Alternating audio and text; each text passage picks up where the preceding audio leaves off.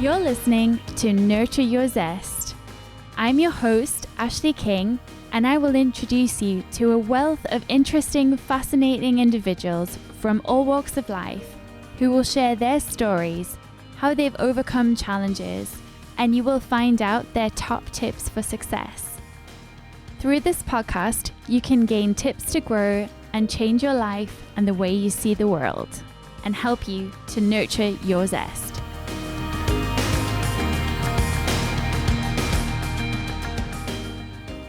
Hello and welcome to Nurture Your Zest. My name's Ashleigh and I'm the host of this show. So Nurture Your Zest has been running since September 2019 and we've chatted to amazing people from all over, all walks of life, but also all over the world. So I'm delighted tonight to have a special guest with me, Maddi Cook. Maddi is very multi-talented and also a personal development enthusiast like myself. So I'm sure we're going to chat some brilliant resources. We're also going to talk about how she pivoted her business from, a salon to an online offering as well, and all sorts of other things in between. So without further ado, I'll bring Maddi on now. Hi, Maddi. Hi, Ashleigh. Thank you so much for joining me tonight. It's really it's delight to have you here with me. Can you tell us about yourself? Yes, I'm Maddi Cook. I am 31. I've just had my lockdown birthday, which I'm not going to count. And I am at the moment very much predominantly a salon coach. So I've worked in the hair and beauty industry for the last 10 years. I've owned a salon for five years, I think. And I got into kind of the mentoring and coaching just a couple of years ago, which happened quite by accident. And then, so my salon closed at lockdown on the 23rd of March, which was really sad, but obviously it had to be done for everyone's safety. So I'm missing all my clients. I'm missing all the patter and the girls and stuff who I work with. But yes, I've done quite a really big shift actually into the online world in the last few weeks. Great. Well, I'm really looking forward to chatting to you about that. I see that we have one of our lovely previous podcast guests, Nikki Bell, is here and watching, which is great. And it's so nice to have Nikki watching, which is awesome. So you talked about missing the girls you work with, your clients. What's it like to be a hairdresser? Do you find that the people that you surround yourself with, become almost like a family? Oh, 100%. Yeah, we've got it's funny because my dad once had a look at my reviews on Facebook on the salon, and he's reading through them, and because I was like, oh, look at these, everyone says they're great, and he was like, you do know, like, no one talks about the hair, like everyone just says stuff like the lasses, the crack, the bands, all these kind of things. Like, what interested me is that you can't make that, like you can't fake it really, like it's either in you and in the dynamic of the group or not.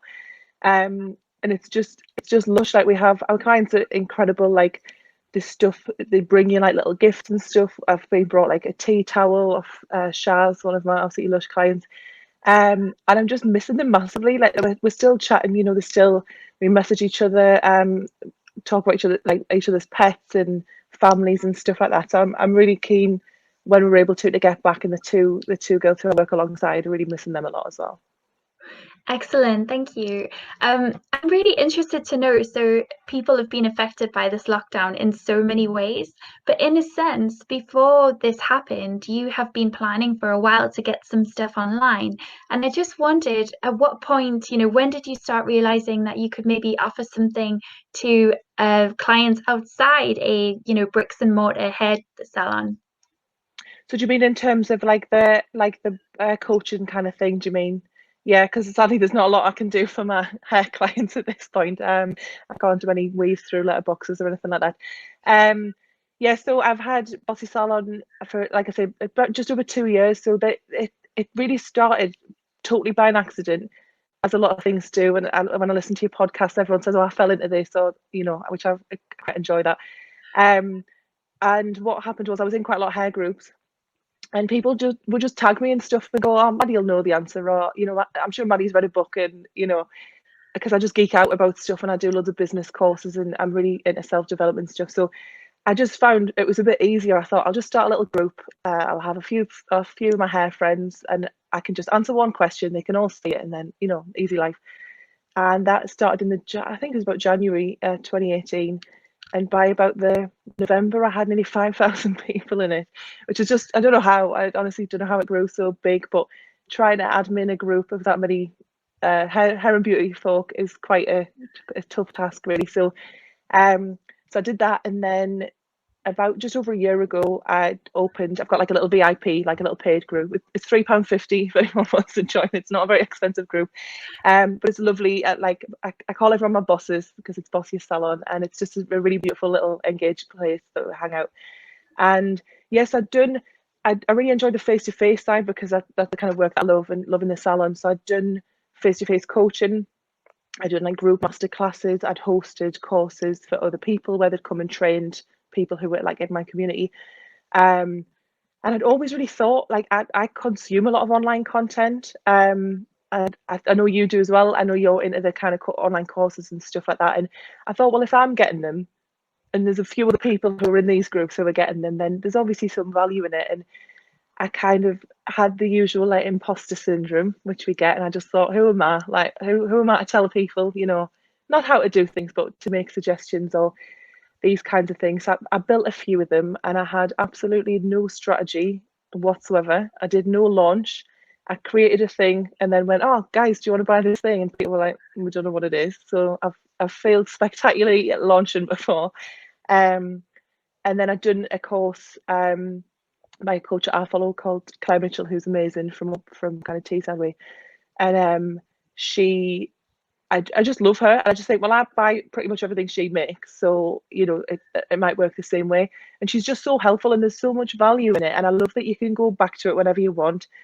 I kind of get inspo at like midnight, where I just think I want to do something, I want to learn something, or first in the morning. And I love that you can go back to it and you can just do it in your own time. So I actually had planned to launch. I've got like a 30-day social media, like an online marketing course, and I hired my friend who's a copywriter to help me write all these beautiful words. We had everything planned. I had 30 days of content scheduled, and I thought, God, I'm really doing good at this. And then the pandemic hit, and I don't know if you've seen some people's marketing in the pandemic, which has been so tone deaf. I think Nikki spoke about this on LinkedIn, where I was getting emails it just made no sense whatsoever. So I was just panicking. I had to pull everything and be like, that makes no sense anymore. Or I had to tweak stuff. And then I thought, no one's got any money. Like, I'm trying to speak to salon owners. We've all just lost our business overnight. This is just going to absolutely tank. We don't know when we're going back. And it just did the opposite. Like, it's taken us by surprise, to be totally honest, how well it's done. And also I kind of became a bit of I don't want to say the Martin Lewis, but that sort of character, in that, like, getting the right information to people quickly, because there has been so much misinformation. It is unreal. Like, people go, well, Dave down the road says we can do this, or we can't do this. So I took that on as my kind of mother hen role in my group, and it was just getting stuff from HMRC, clarifying stuff. I've done lives with accountants, all this kind of thing, so that it took up a lot of my time, like early lockdown. So this is probably the first week I've had where I've not really had that much to do. But yeah, it's been just amazing, and I think it's given me a really good distraction, because otherwise, what else would I be doing apart from sitting, feeling, being devastated about the salon and stuff like that. So I'm a doer, and if I'm not doing stuff, it stresses me out. So I've kept myself really busy. But it's really lovely to hear as well how you're serving your community that you've created, of 5,000 women and your VIP group, going above and beyond to find the information and then make it easier for them to understand. Because I know that a lot of people I've spoken to, or a lot of stuff I've seen, it can be really complex sometimes. It's hard to know, well, what does that mean for me? And if you have got a group of, salon owners who are thinking, well, how long is this lockdown going to go on for? What kind of help could I get? To have somebody who can say, hey, I've done the research and here you go, that's really valuable. So you're not just creating new products online, you're also serving that community, which is really powerful. Yeah, that's the whole point of it, because I really care about this industry like a huge amount, and I think we're really generally really undervalued, apart from now when everyone's realised that you can't do what we do at home, especially like barbers, beauty therapists and stuff like that. So it's made me laugh, because people before be like, oh, you're just a hairdresser. I'm like, yeah, say that when when you can't come to us for a number of weeks or what have you. And I think people really downplay what we're capable of. Um, and we're better than that. I think. In fact, I know we are. So it's really important to me that the industry does well. And I think there's a bit of there's quite a lot of problems with what's the word, like mindset and limiting beliefs. And I don't know if it's worse because it's women. I'm not sure, but I see so many of the same things. Like, I can't do this. I'll never be able to do this. I'm not this type of person. I'm not techie. I'm not numbers. All this kind of stuff, and with no evidence, because no one has evidence of this. They just have told themselves it so many times that they think it. So kind of just empowering them, and by giving them the right information, that's really empowering them with confidence, because then they think, right, I'm not flapping anymore because I'm getting this grant. So what can I do now to make it better? And it once you can get that shift out of people, like I did a video about pricing, which was about mindset, and that it's just had such a impact on people. And I had some really nice messages saying that it's just like a complete mindset shift, and they're going back a bit, like pressing a reset button, so they're coming back with this like self-worth and value and confidence, and it's just honestly amazing. Like the feedback just like keeps me going. I'd spend every minute in the group if I could. I absolutely adore it. It's so nice that you're so excited about it and see it as a place you want to hang out. I really love that. I also love what you're saying about mindset, and it's so important. So many of us do have this block about many things. I'm currently teaching people how to podcast, and one of the things that they're all worried about is visibility. What if someone sees me? What if someone sees me online? What if someone hears my voice? It's putting ourselves out there. And I'd love to ask you, Nick. Sorry, I'm saying Nikki. I'm thinking. That's fine. It's a Sorry, compliment. it is a compliment. She's lovely. Maddi, can you tell me, why do you think it is that hairdressers in particular, or beauty salon owners, have an issue with pricing? So I think there's quite a few factors. So one is that the nature of what we do, we become really friendly with people. So that brings in another dynamic of, oh, it's my mate, and a mate's rate, I want to charge them cheaper, and all this and the other. And kind of what I'd say in response to that thing in particular is that if they are really your friends want you to be successful. So they will pay you what what you charge. If someone's messaging you going, do you do mates rates? They're not your mate. Like, I'll just tell you that much. So there's that. And then I just think generally, because like I said, people have perceived it like a stupid person's job. And I kicked off massively last year because there's a big salon group, and they put a thing on after it must have been some sort of A-level result or something like that. And this is from a salon group, and they put a post out saying, not got the results you wanted coming to hairdressing. I thought, what on earth? Like, it's bad enough that people outside of our industry perceive us to be like, oh, if you're not academic or whatever, come and do this job.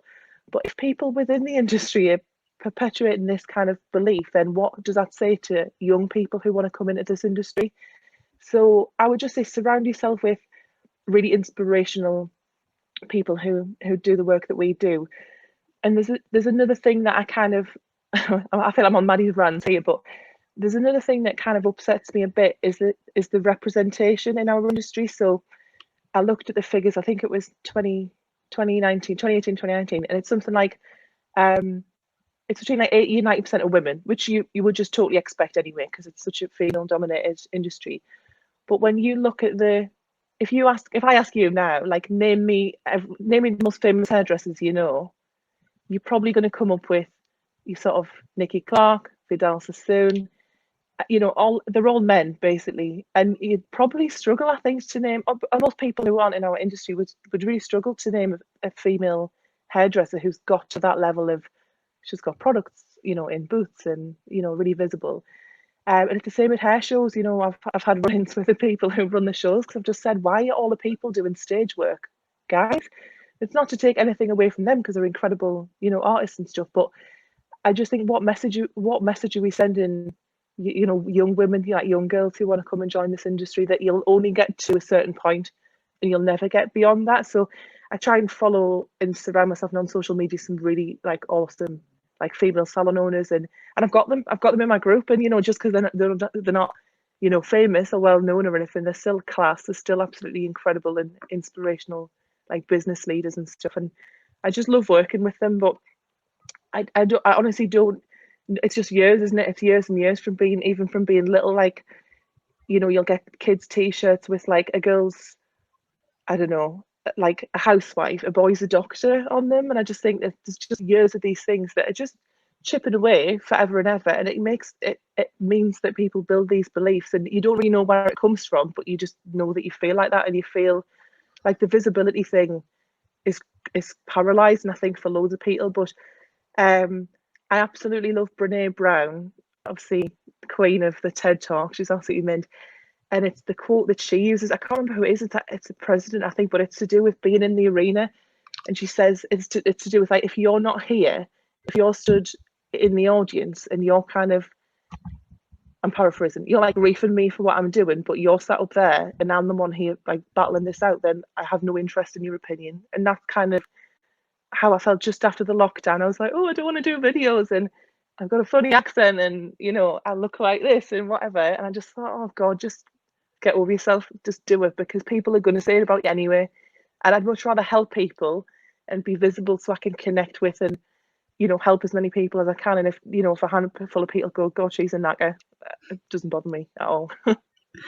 But that's the thing, they're not your people, are they? You know, the No. people who are out there, that if you've got good intentions and if you're coming from a heart of service and wanting to help people, you know, people will flock to you because they'll see that in you. And I'm a big believer that if you're authentic in yourself, you know, the right people will come.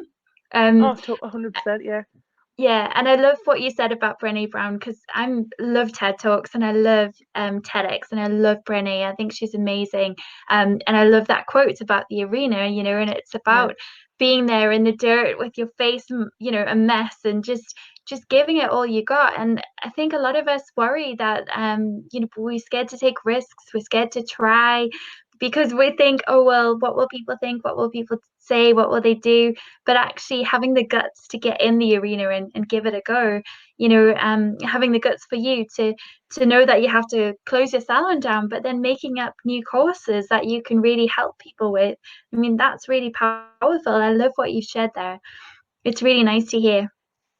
Thank you. And I think like we spoke about a little bit when we chatted earlier, but about failure, and this is why, you know, I love chatting with Nikki so much about this, is that I think if you're really open with it, and I'll hold my hands up, I feel like I'm actually a professional failure, and I've done it so many times that I'm so good at it. But the whole point is that you just learn from it, isn't it? Like I'd rather have failed because it means that I've done something and it's just not worked out, and that's fine because I just learn and do something else or pivot or whatever. I'd hate to sit there just feeling really safe, going, oh, you know, well, nothing's gone wrong, but I haven't done anything, I haven't progressed or grown or anything like that. Is that actually? I thought you were a crown. I'm loving it. It looks like a crown and it's super cool.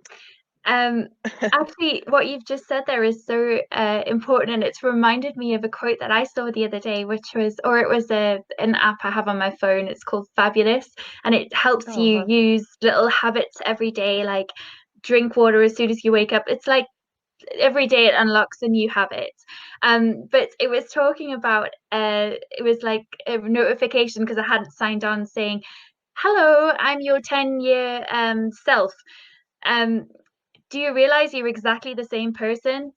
Today's the day to make a change." And it was this idea of, well, imagine if you were the same person in 10 years. I just can't even deal with that. That would Yeah, be I love to grow. I love the resources out there. You know, it's like I love being a sponge, and I know you do as well, and just yeah. soaking up all that learning and you know, development. So on that note, what are your favorites? You've mentioned Brenny, but where do you get your knowledge and stuff that you're interested in? So I kind of try and squeeze as much in as I can. And people think I'm a bit over the top actually, but I'm missing driving because when I drove to the salon, I'd get in an audio book. So it's about an hour round trip. So I'd get an hour a day, which meant I could do a book every 10 days ish.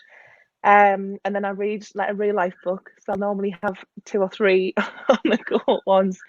I'm quite enjoying reading before bed because I don't obviously have to particularly get up like dead early. So it just to switch off, because I don't know if you're anything like me, but because I consume so much in a day and I give out a lot in a day, I go to bed and I'm just like, oh, chatter. So just reading something kind of and sometimes just fiction or whatever. But Netflix, YouTube, people online, IGTV, I just think it's everywhere, and that's what I just love about especially like digital worlds, which that's our whole world now at the minute, pretty much. Is there's so much, and it's either really reasonably priced or free, or I'm obviously happy to pay for it. You know, I've paid for a lot of online courses and they've been like super valuable. But yeah, I mean, I've got, like Nikki said in her podcast, I've got a book for pretty much everything you could throw in. I've probably got a book recommendation, and some I've read like 10 times. So I think really that's special. incredible. I'd love to know, so a lot of us are going through a hard time with the virus. What would you recommend for resilience if anyone's wanting to kind of just become a bit stronger in themselves, finding that courage? So I'd say Grit I think it's by Angela Dack, and I'm sure she's got a talk as well. Brene Brown is just absolutely mint. So there's Daring Greatly. She's got one about leadership as well. And there's actually a really good one that my friend Nina Creswell, she recommended, called, oh, what's it called? I think it's just called Own the Room, or Girl Own the Room, or something like that. I can't actually remember who wrote it. I listened to the audiobook actually. I put it on while I'm cooking. That's another way I squeeze things in as well. And it's about public speaking, but even not just that, but it's just the whole visibility. And she looks at really amazing female speakers, and like Michelle Obama and Oprah and all these kind of really inspirational women. And she's got another one which is next on my list called Lift As You Climb, which is meant to be amazing about kind of being a woman who's building a business and community, but also bringing everyone with you. And I just think the sentiment of that is lush. And I know that you're really into the whole kind of collaboration over competition, which is just massive. Like, I used to work totally on my own. I was like, I don't trust anyone and no one can do it how I do it. And that's out the window now. I just think collaborate as much as you can. It's an amazing thing to do. Absolutely. I do love collaboration, but I also love what you said there about lifting as you climb. So, you know, on your journey, you're going to meet some amazing people, but take them with you and create Oh, totally, opportunities yeah. and share. On that note, I'd love to share with the listeners what you've been building, aside from the amazing courses, the Yeah. community you've been building. So this is really exciting. So we've just launched Maven Collective, and it's my friend. So it's Nina Cresswell. She's a copywriter. And my friend Grace McKenzie, who I've known for like 10 years, and she is like a social media wizard, and she's into all this stuff that I love, like techie automations and pixels and retarget and all this sort of stuff. And I met Nina because she did some copywriting work for me. And do you know when you just meet someone and you're just like, how do I not know you? And how have we not been like besties for our whole life? And she came to my house and we spent 8 hours together when just planning out this stuff. And we knew loads of the same people. We grew up like in the same area. And I was just like, how have we not crossed paths? But I don't drink. I've not drank for nearly 10 months. And I was in a sober group chat with these women.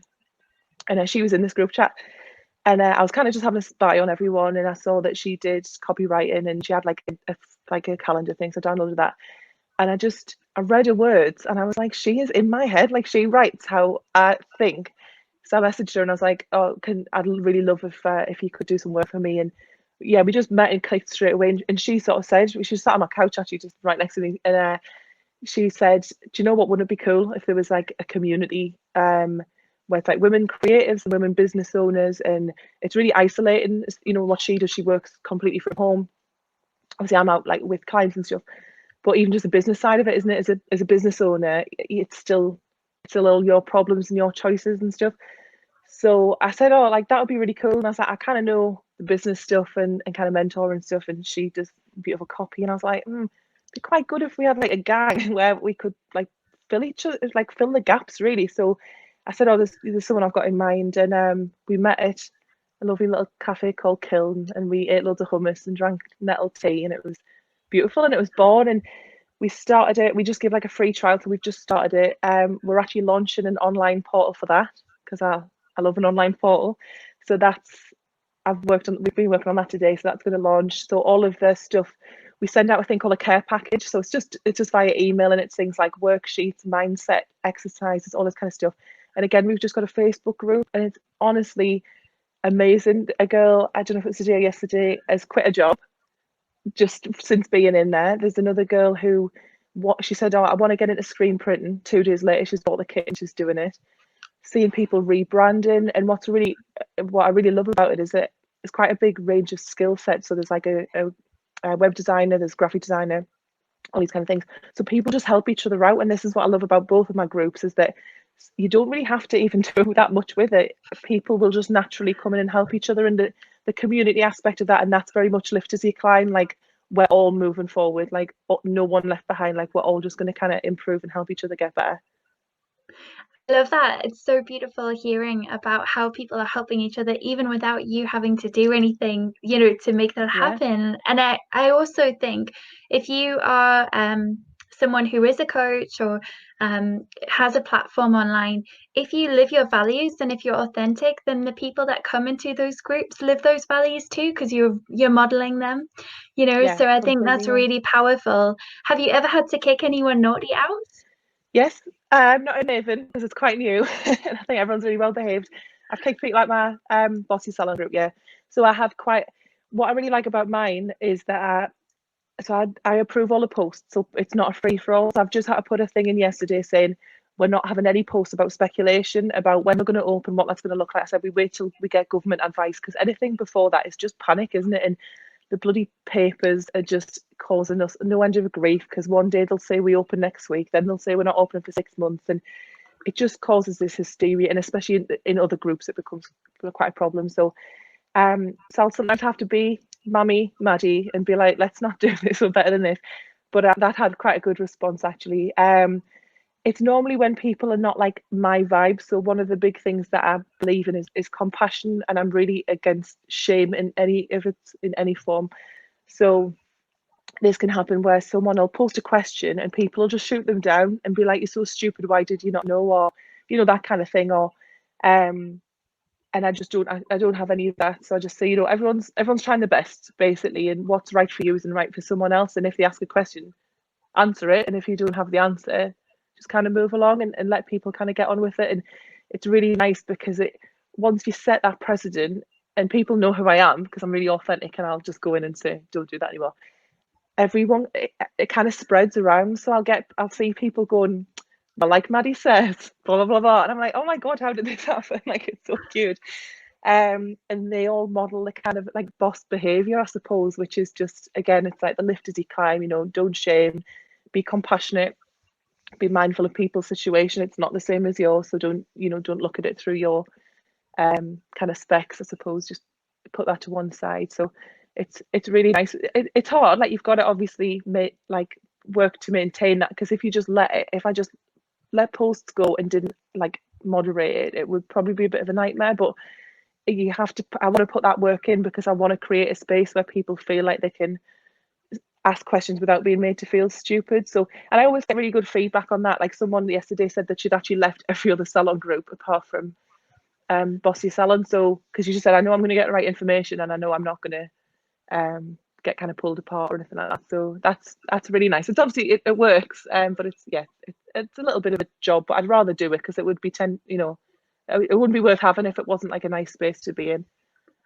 Absolutely. And it's so fun to hear about that and hear what you're doing. And for me, helpful too, because I'm new to running community groups online, and it's a lot of work. I'm just so amazed that you've had 5,000 people in your group that you've got to manage, and you're doing that all on your own. You don't have any admins or moderators. I have an admin in the big group.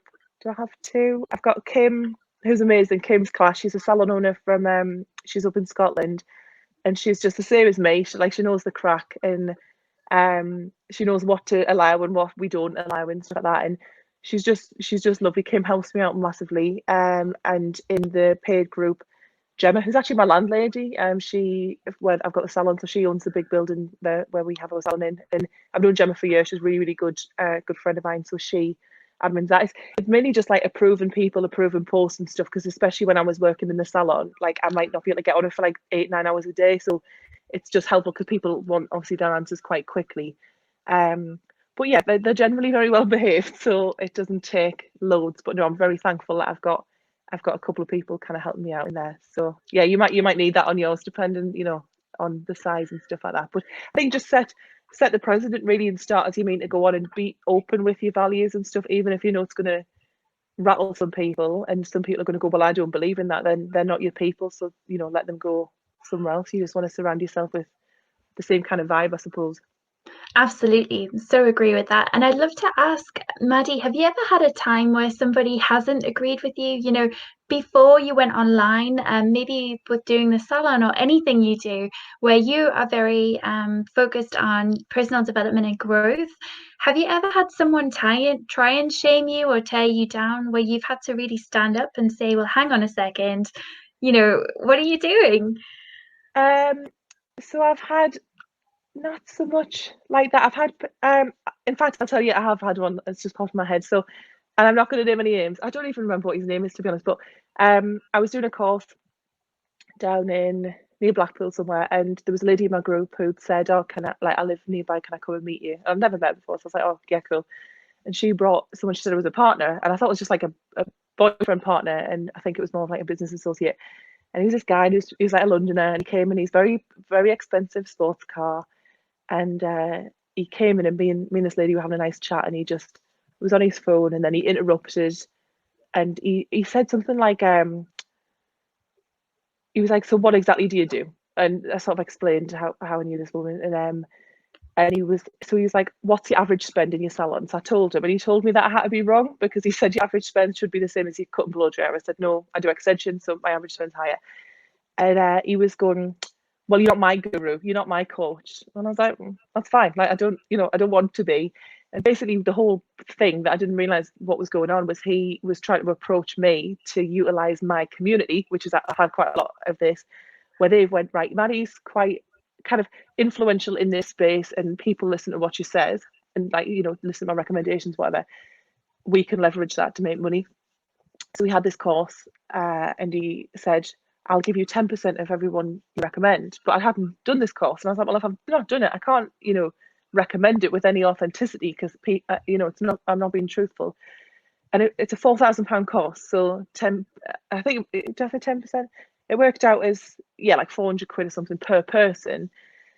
And anyway, so he was like, "I'll take you for some food." So we were chatting, and he was like, "Do you not want to make money? I don't think you want to be very successful." And honestly, like, I don't know what the mentality was. I don't know if he just thought it was like a reverse psychology, that I'd be like, "No, I love money. Like, please let me peddle this course to, people who trust me." And I just said, like, for me, integrity is more important than anything, because that's what I preach, not only in my business life but in my personal life. I thought, if I breach that and go back on that, that is reputationally like the worst thing that could possibly happen, because how do you build that afterwards? And if I was just seen to be going, "Oh, I'm just going to click 400 quid every time I recommend this thing that I've never even done," and yeah, and I just thought it just totally like rubbed us up the wrong way. Like, she apologized actually afterwards. I was like, "It's fine, like, he bought me tea." So, but yeah, and I just thought it's so strange, and I don't know if there's just a weird like emasculation of like women who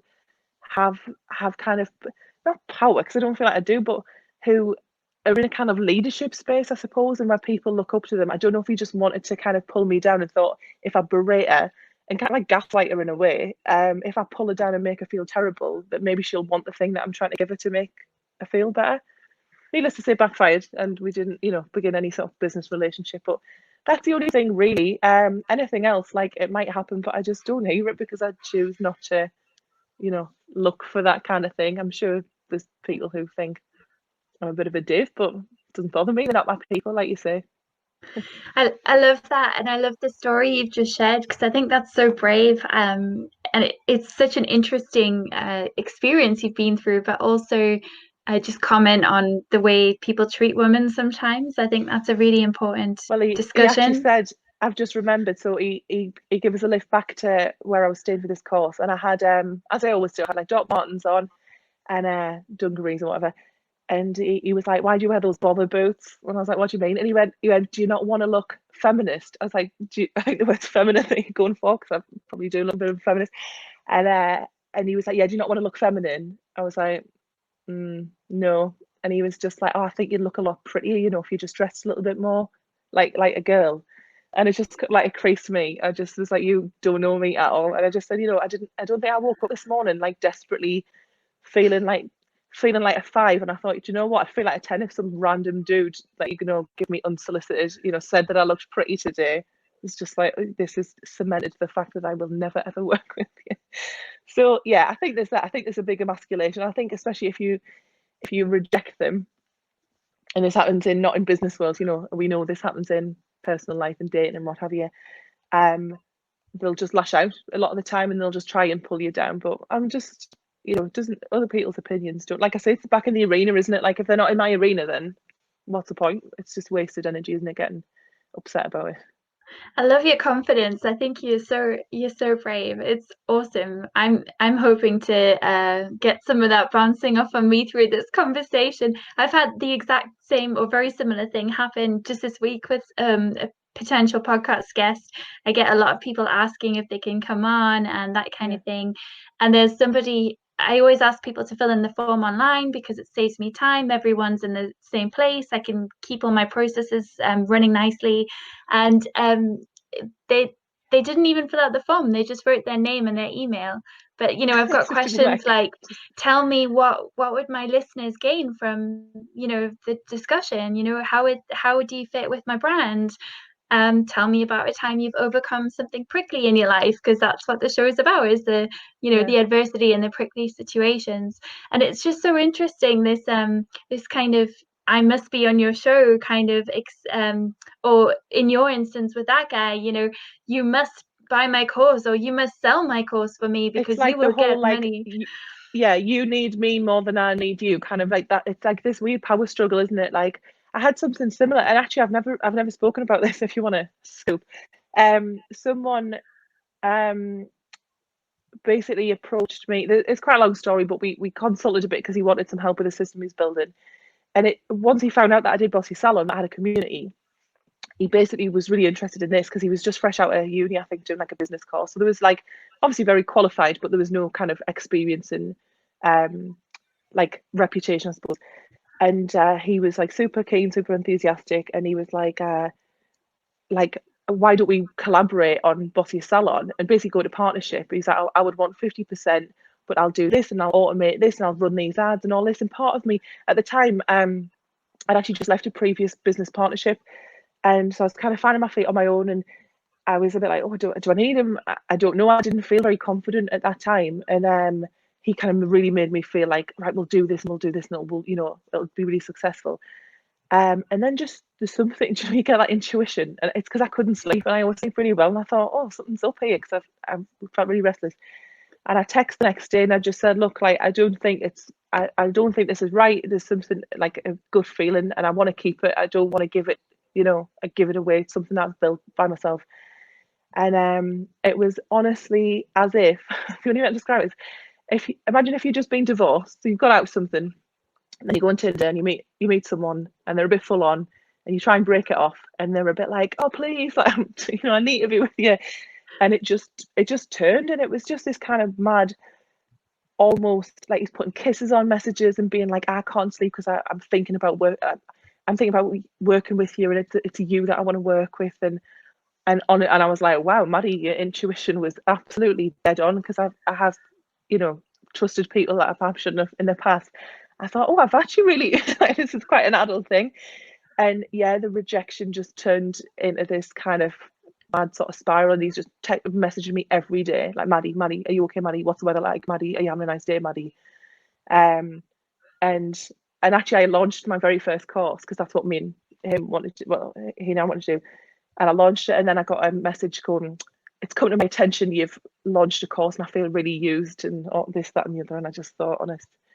So there's always going to be people, isn't there, who are going to, I think, try and play on making you not feel confident, or hope that there's a gap that they can maybe, I don't want to say exploit, because I don't think it's quite as negative as that, but where they can leverage a woman who's successful, but also if they try and think, oh, you need me, and make you feel like you need them to succeed, when really you don't. Like, we're all more than capable. You're incredibly capable of succeeding with you.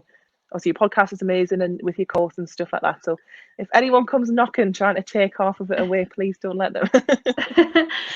Yeah, it's an interesting thought, and just hearing what you said about that guy. I mean, if you had this from your salon owners, if someone's saying to you, "Oh, Maddie, I've had this amazing partnership opportunity," and it would be interesting. Would you give them the same advice, I guess?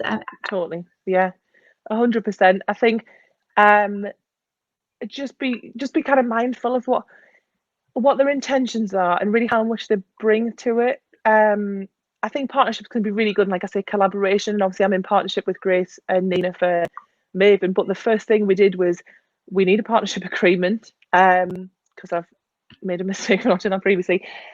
We sat down, and actually part of our first meeting was, what are we good at, what are we not good at, and we each wrote our own list, and we said, right, well, I'll do this bit, you can do this bit, I'll not ask you to do that because that's a bit that you don't like to do, and whatever. And that's the really mint thing about collaboration, is that you can complement each other. And I think as long as it's like that, and it's a really fair share and a really equal workload, and with Maven, it's like they've been the most, incredibly equal partnership. We'll all jump in, and if someone's busier with their own work, whoever's quieter will go in and kind of pick up, but it never ever feels like one person's doing too much or too little or anything like that. So I definitely think there's joys to it, and when we need to at some point, don't we? We can't do everything ourselves, but even if that's just not so much partnering with people, but bringing people in to help, or having like associates or affiliates, that kind of thing, I think I think you have to do that to get to a certain level, because you can't. Business is just so hard to do on your own, isn't it? Like, no one knows how much goes into it until you have your own. Yeah, Like it's having so 5 jobs, true. isn't it? Yeah, well, we all think, for me, I thought I was going to go and make rooms look pretty and, plan weddings and that kind of thing. Or for you, going and cutting hair, doing extensions. But it's not just that, it's the operational stuff, the logistics stuff. Have you got things where they need to be? I know my best friend Jack runs a salon, and it's like, remembering to wash the towels and take them home, and, Yeah, all it's these just loads of things. tiny little like processes. And this is kind of what I do with I did with my like my face-to-face coaching clients, is we looked a lot at like systems and processes, and they're like, oh, I don't have any. I'm like, you have hundreds. Like, you just don't know that you have them because you do them automatically. But even stuff like you say, look, who's got access, who's got keys, who's in at such a time, who can switch this on before this person comes, and that's even just the running of it. But then you've got all, your accountancy, your number, your strategy, your planning. If you've got staff, you're then a HR specialist, and leadership, and oh my god, and this is what, when people go, you're just a hairdresser. I'm like, no, I do a million different other things to be, to have a successful business. You have to do that. But again, that's why I have to, pay good accountants, pay good solicitors, pay other people who can help you to focus on the good stuff, isn't it? The stuff that you're really good at and really enjoy doing. Yeah, I love that. Focus on your area of strength or your gift. I say a lot, Oh yeah, it's really important, rather than the stuff that doesn't light you up, because it's just never going to. no. But that's what we do Yeah. in Maven. Like Nina's so good with words, but she just isn't into the stuff, like the kind of techie, bits like that. Whereas me and Grace just love that. So like my dream is, sitting and setting up kind of the portal and the website and all this kind of stuff. And I love the community side as well. Whereas I'm not, although I do hair, I don't feel like I'm super creative in the same sense. Like, I couldn't just sit and write these like incredible, like beautiful words that she can, and she can just like a visionary. She can just picture things, and like, I don't know, it's like connect with people's emotions and stuff. I was thinking, how the hell do you do that? So it's just really nice that we've got this kind of like trifecta of, there's always going to be a person who likes to do the things, and I quite like boring stuff. I like kind of logistics and legalities and contracts and making sure everything's tied up, and just like important bits like that, which I know loads of people hate. So it works really well. I think I couldn't have taken another thing on and done it myself. The salon, Boss Your Salon. I'm also an educator. I also train people to fit extensions as well, in Vivid Academy. So I already have those things. So I'm running out of time now to do any more without it being a collaborative effort. But I'm so happy it is. It's really lush to work with other people as well, especially other business women. It's really nice. I love that you're working and collaborating with so many people, but I would love to hear, since you are such a busy person, do you have any time management tips? Yeah, so I actually have a course called Procrastination Hacks for the Overwhelmed. So I've just got into Trello, like in a big way. I'm obsessed with that. We use Asana for Maven because we can like allocate tasks and time schedules, which you can do in Trello as well. But and in Trello, so I've got like a to do, a doing, a done, and then I have like a little goals bit down the side because I think it's really important to have a visual thing of like your targets and goals and your vision and stuff like that. And then I love the Eisenhower matrix, you know, the urgent, important. So you kind of split it into, you've got four squares. So you've got urgent down one side, important. So you'll end up having stuff that's like, it's urgent, but it's not important. So the stuff that you feel like you must get done straight away, but actually it doesn't have a great bearing on, you know, on the grand scheme of things. I'll have things that are important, such as like I'm a big thing of like put terms and conditions on for salon owners, like for complaints handling and stuff like that. And I'm like, it's not urgent, like it doesn't need to be done today or tomorrow, but it's really, really important. So once you can split a giant list down into these kind of four things, you then have a really good visual of what needs to be done now, what should be done, you know, when you've got the time, what you can just get rid of, or what you can kind of delegate. And as well, delegating, I just think don't try and do it all yourself. Like it's and even from like a commercial point of view, if you can free your time up, if you're a business owner, to make money doing the thing that you really enjoy doing as well, and pay someone half of that to do your accounts or write a contract or whatever, then just do that. Like it's Oh no, I think we've lost Maddie. I'm so sorry. I think we've lost Maddie there. So she might have been having a problem with her internet. It seems to be something that's happening a lot all over the world because people are using their internet so much more than usual. So we'll just wait a few minutes in case she comes back. Oh, she's back. Okay, great. Hi, Maddie. hi, sorry, I just keep disappearing just for That's fans. all right. Everyone's using the internet, especially at this time of night. I So, know, I bet. but I was loving your time management tips, and Eisenhower's matrix is brilliant. And there's just so many. I really like Stephen Covey's just general ethos of don't sweat the small stuff, Yeah, because we all freak out about all kinds of different things. But just knowing that actually everything is possible and you can do it all. And if you can't delegate it, or ditch it, is what does Claire say? We're both fans of Claire Mitchell, as you mentioned yeah. earlier, but I think it's delegate, do Is it or ditch. delegate, do, ditch, or something like that? Yeah, I think that's class, isn't it? Like I love is it who is it who writes it? Brian Tracy, Eat That Frog. Just like get the worst thing done first thing, like the thing that you think is like the most stressful, like biggest task. Just get up and do it, and then your whole day feels mint because otherwise you're going, oh God, I've got to do this thing, and you'll do everything in your power to procrastinate, but just get it done. I'm an avid list writer as well, even just like pen and paper. I just think there's something really nice about just ticking a thing off, or sometimes I'll put stuff on that I've literally just done so I can be like, oh, well done, Maddie, you've ticked this. But it's just a mental thing, isn't it? It just gets you in like psyched up for working through it. And when you've only got a couple left, you just get it done because you want to have a clean ticked off list. I love that. So I'm mindful of the time and I don't want us to get disconnected Yeah. again, Maddie. So can I just ask before we finish, what is your number one word to nurture your zest? Um, collaborate. That's perfect. We haven't had anyone use that word yet. Oh, I'm good. always keen to see, because there's been two matches actually. Your friend Nikki matched with Paul Lancaster. They both Yeah. use the word belief or self-believe. Um, Yeah. but yes, collaborate is the first time we've had that one, which is great. Would you like to tell us why you chose that word? I just think that there's only so much we can do, and we have to sort of be honest with ourselves if there's not failings, but if there's like kind of things that are lacking. And I just think we're so much stronger together, and thinking that you're the only one who can do it, or you can only do it correctly, or if it'll be terrible if someone else does it. It's just another limited thing. You're never gonna get past here until you start collaborating with other people, and you can see other people's like views and mindset and how they work, and it's only really positive, I think, as long as it's with the right people and people who fit. But I think as long as they fit kind of values wise and ethos and stuff like that, I think you're onto a winner working with other people who are in the same kind of mindset as you. Perfect. Well, thank you so much. Before we go, where can people find you online? Where do you like to hang out? All over the place. So my group is the big group is Boss Your Salon with Maddi Cook, or you can just find my page, which is Boss Your Salon, and you can find me through there. Maven Collective is mavencollective.co.uk, and that'll tell you how to join and how to become a member. And just the same on Facebook and socials and stuff. So it's Boss Your Salon, Maven Collective, and the salon's Ritual Salon for when we're back able to do our weave magic. Brilliant. Well, thank you so much for coming on the show Thank you for having me, tonight. Ashleigh. I'll see you soon.